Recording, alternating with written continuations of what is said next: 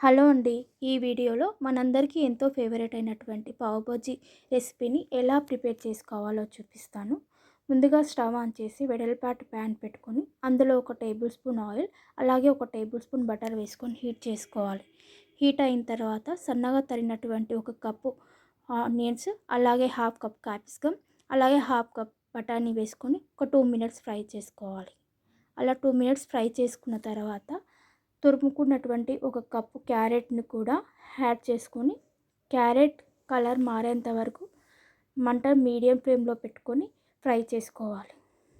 తర్వాత క్యారెట్ కూడా కలర్ మారి మంచిగా ఫ్రై అయిన తర్వాత ఫ్రెష్ అల్లం వెల్లుల్లి పేస్ట్ వేసి కలుపుకొని, అందులో కారం, ఉప్పు, పావు బాజీ మసాలా, అలాగే కసూరి మేతి కూడా క్రష్ చేసుకొని వేసుకొని బాగా కలుపుకోవాలి. ఇప్పుడు ఇందులో 2 మీడియం సైజ్ టమాటాలు మిక్సీకేసి పెట్టి పేస్ట్ కూడా యాడ్ చేసుకొని కలుపుకోవాలి.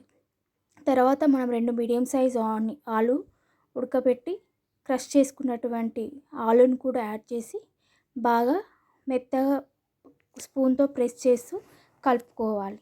తర్వాత ఒక 250 ml వాటర్ యాడ్ చేసుకొని టెక్స్చర్ క్రీమీగా అయ్యేంత వరకు బాగా కలుపుకోవాలి.